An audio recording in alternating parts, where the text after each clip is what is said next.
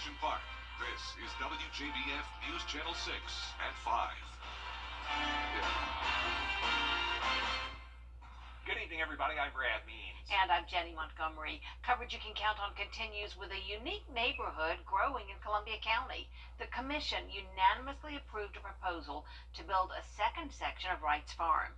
It's a community in Grovetown that's built around a working farm and 2 greenhouses.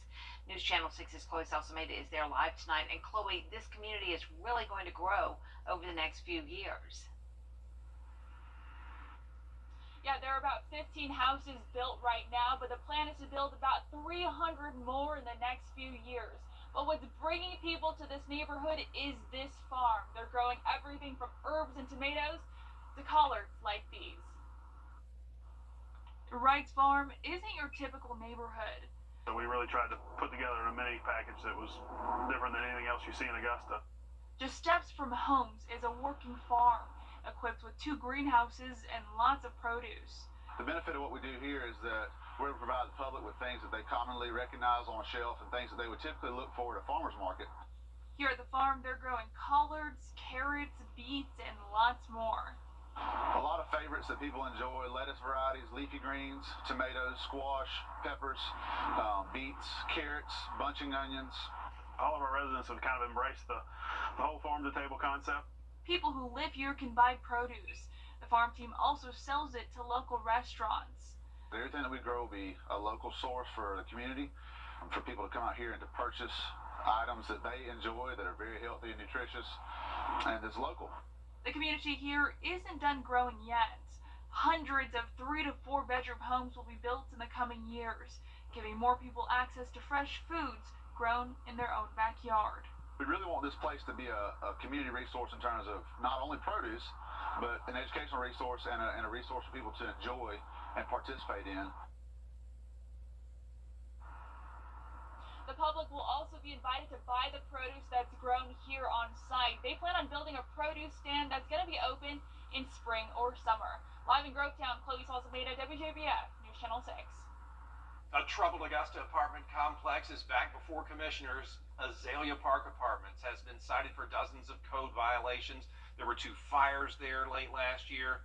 Code officers told a commission committee the earlier violations have been corrected, but a sweep last month found 53 new ones. And we're kicking the can down the worm.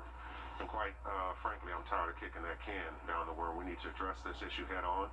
We need to do those things that are necessary to hold people accountable, which has not been done. I'm prepared to do that today. The committee today voting to get another update in 2 weeks and have the owners of the apartments attend that meeting. Columbia County Sheriff's Office deputies responded to a tanker truck leak at a rest area off I-20 today. The chemical that leaked from the tanker is ferrous chloride. The truck was pulled off to a back spot off the interstate, and it didn't affect traffic or force the rest area to close. Hazmat crews were there to keep the liquid from running into the nearby creek. Our chief meteorologist at the end of each quarter. Tonight's public board meeting is at 6 o'clock at BOE headquarters. An elementary school in Edgefield County is honoring a student who died in a car accident. This morning, a balloon release held at Douglas Elementary School for 6-year-old Elena Keels. A lot of people turning out today. Elena was a beloved first grader there. For the family and friends, I think it means the world to us to know that a celebration such as will be celebrated in her name is unforgettable. That crash happened 2 weeks ago. South Carolina Highway Patrol is investigating. In Augusta, reward money is being offered in the case of a man accused of assaulting a federal employee. It happened December 9th near the Smart Grocery on Wrightsboro Road. The U.S. Postal Inspection Service is looking for the man on your screen. Take a look. It's offering up to $5,000 for information leading to his conviction. Some people have already started bracing themselves for a to come. Ports across the country finally catching up on arriving shipments. Why you may be seeing more discount Christmas decor popping up at retailers when we return.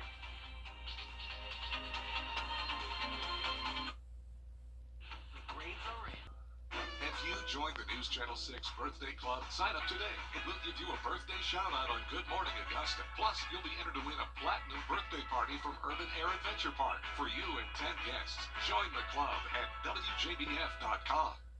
Local Living, Saturday mornings at 9:30 on News Channel 6. Now that ports across the U.S. are clearing out, seasonal items are just now reaching retailers. As Taylor Young explains, it's catching some shoppers by surprise. Holiday shopping in January. Yes, it was a surprising to me, yeah, and I was glad I came. Martha Liel was expecting to fill her cart with Valentine's Day crafts for her Sunday school students. Instead, she left with Christmas decor. I do get a lot of crafts during the year, so it was nice getting it right now. These are pictures of inside the store of Michael's in Steel Creek. Just 3 days ago, these shelves were completely stocked. Stockings, Santas, and Christmas trees, all 75% off. Once these goods get unloaded, you've missed the season. You've missed the shopping season. Tim Beck is a former importer-exporter. He spent decades dealing directly with factories from China, the starting point for a lot of items sold in the U.S. He says in order to get shelves stocked in time for the holiday season, retailers plan far in advance. The key time for all these shipments out of China is usually in August. They've got to get those containers in there and unloaded to get to the stores in order for them to have their holiday and fall season. A high demand for goods leading up to Christmas, followed by shipping delays and driver shortages, pushed the timeline back nearly 6 months. Now, 1 month post-Christmas, shoppers are taking advantage of discounted prices. We got some Valentine stuff, but we got a lot of Christmas crafts for my kids for Sunday school. So that it's 75%, and it's great for me. I love it. It's not just holiday decor. Toy stores and furniture outlets are also getting late shipments.